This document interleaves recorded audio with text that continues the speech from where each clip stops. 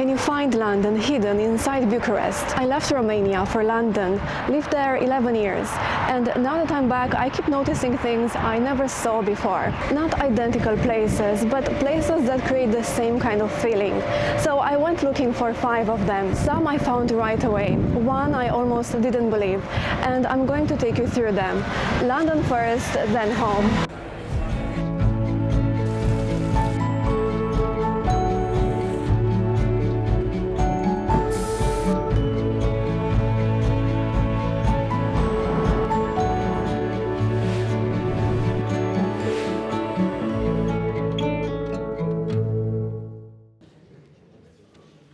Leadenhall Market, right in the middle of the financial district, surrounded by glass towers. There's been a market on this spot for centuries. The Romans traded here first. The market that exists now was built in 1881. And you might recognize it. It appeared in the first Harry Potter movie. They didn't have to change much. It already looked like another world. It's still a working market during the weekend, and during the week, people working in the city come here for lunch and a few drinks as they walk through without looking up. This kind of place is everywhere in Paris. Milan has them too. I always assumed they didn't really exist outside Western Europe.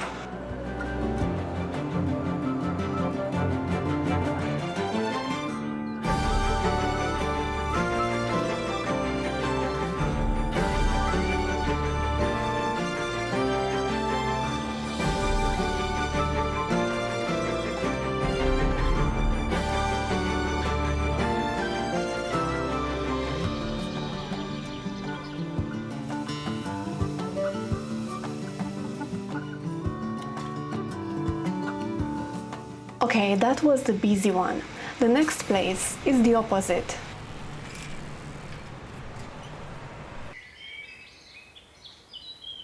Up in Hampstead, North London, there's a place that's strangely easy to miss.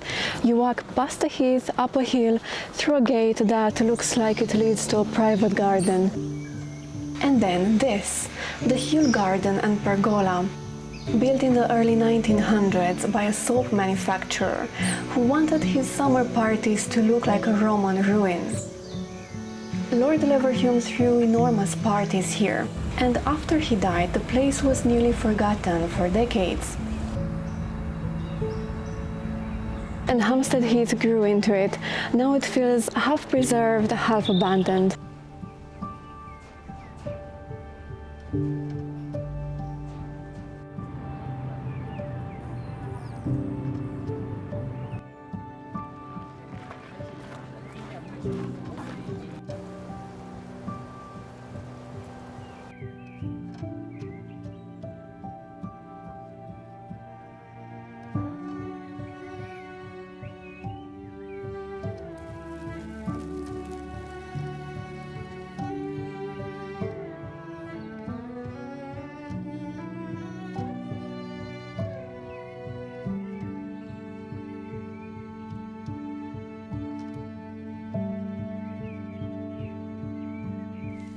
London is full of places like these, beautiful spaces hidden behind ordinary streets, paid for by someone you've never heard of, kept alive because the city protected them. I always thought that was a London thing.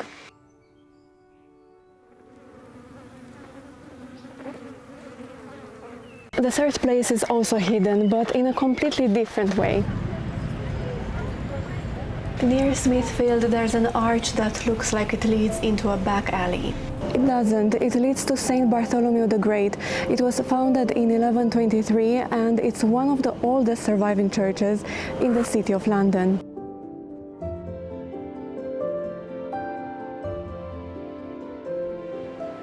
The Great Fire missed it. The Blitz mostly missed it. Even the rebuilds of the 80s missed it.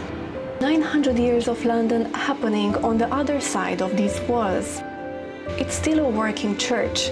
People come here to pray, quietly in the middle of the financial district, behind a wall most people walk past.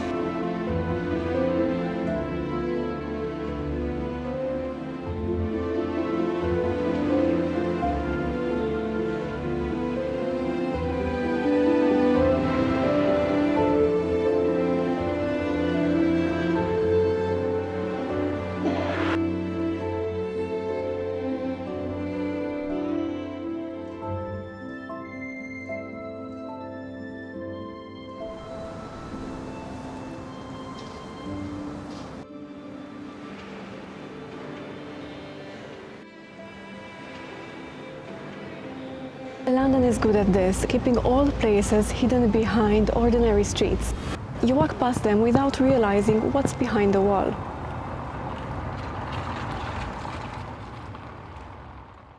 On Lincoln's Inn Field, there's a row of houses that all look almost the same, except one of them is a museum. Sir John Soane lived here. He was a famous architect in the early 1800s, and he was also obsessed with antiques. You cannot film inside, so here are some of the photos I took. Soane spent years turning his house into a kind of maze. An ancient Egyptian sarcophagus in the basement, Roman busts on every shelf, so many ancient pieces.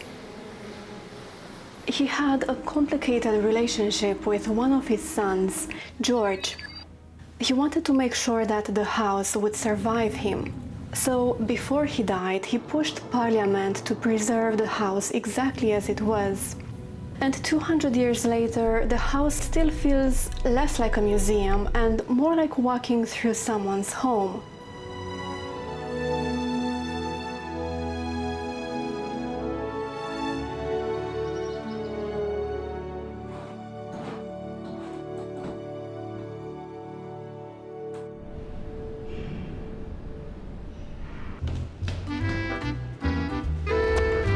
This is the Ned, former Midland Bank headquarters, opened in 1924, designed by Sir Edwin Lutyens. The hotel takes its name from his nickname, Ned. For years, this was just a working bank. Then banking changed. Midland became part of HSBC, the staff moved out, and the building slowly stopped being used. But in 2017, someone turned it into a hotel. The old banking hall became restaurants and bars. The underground vault is still here, except now people come down for cocktails instead of money. This is what London does best. It takes its grandest old buildings and refuses to let them go. That's London, 5 places I thought were one of a kind. Now let me show you what I found when I came back home.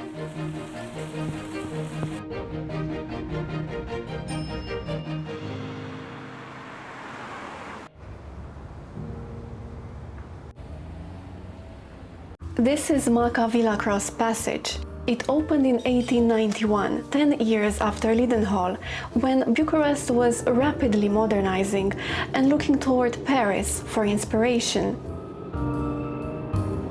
It's basically a Y-shaped passage with a glass roof tucked between buildings like Leadenhall is.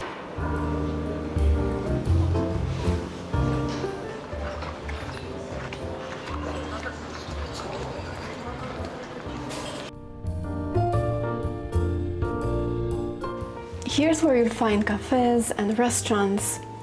I'd walked through this passage quite a few times and I never really connected it to London, but it kept reminding me of Leadenhall in London. Same century, same idea, same kind of city that wanted to look like Paris.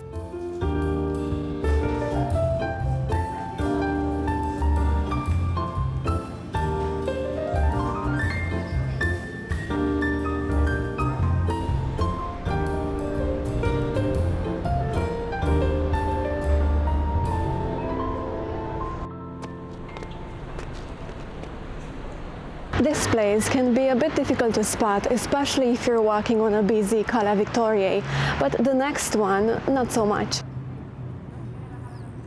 This is Cișmigiu, the oldest park in Bucharest. Designed in 1847 by a German landscaper, the city hired to drain the swamp that used to be here. For nearly 200 years, this has been the same place.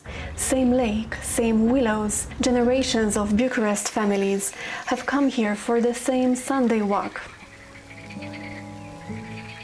It's not hidden the same way Hill Pergola is. Everyone in Bucharest knows it, but it does the same thing. It's older than the city around it. The buildings change, the park doesn't.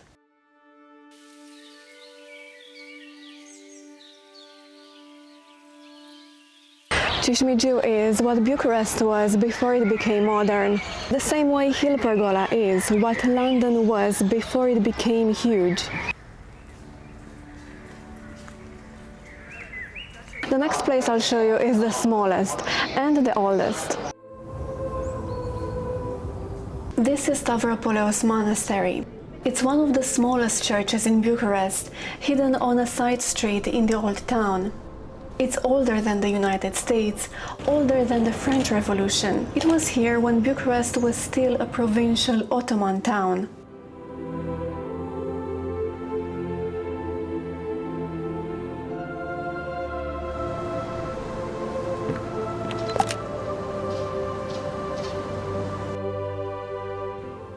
Most of the old town didn't survive the 1980s. Ceausescu demolished entire historic neighborhoods to build his palace and the boulevard that leads to it.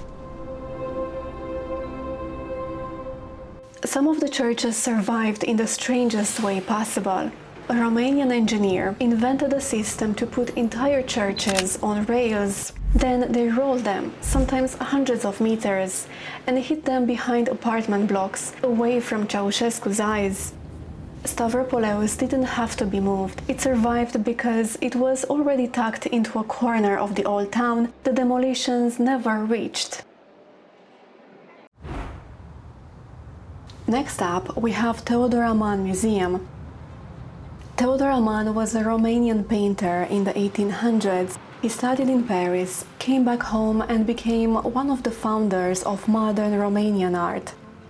This was his house and he designed almost every part of it. His studio, his paintings, his furniture, the objects he collected, the whole place feels like a self-portrait. After his death, his wife helped preserve the house and open it as one of Romania's earliest memorial museums. More than a century later, much of it still feels astonishingly intact. John Soane did this in London. Aman did it in Bucharest.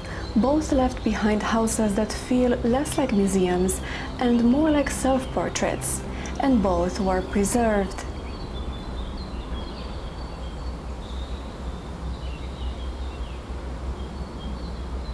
And then there's the one I almost didn't believe.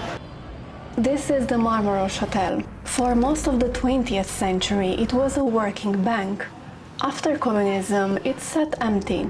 And by the time someone bought it in 2019, the building was on the edge of being demolished.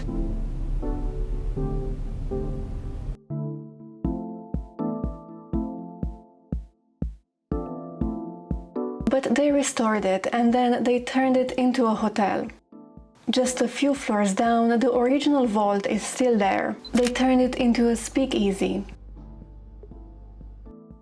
This is the Ned, same kind of building, same kind of architect, same century, even the same vault bar idea.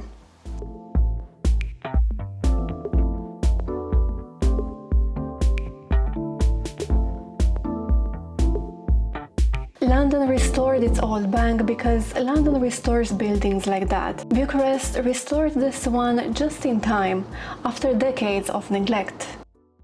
I left Romania when I was younger, and I came back thinking London had given me everything Bucharest couldn't. But every place I showed you was already here. Most of it survived earthquakes, communism, and a dictator who tried to erase Bucharest's old neighborhoods. And the only reason I can see it now is because I had to leave to recognize it.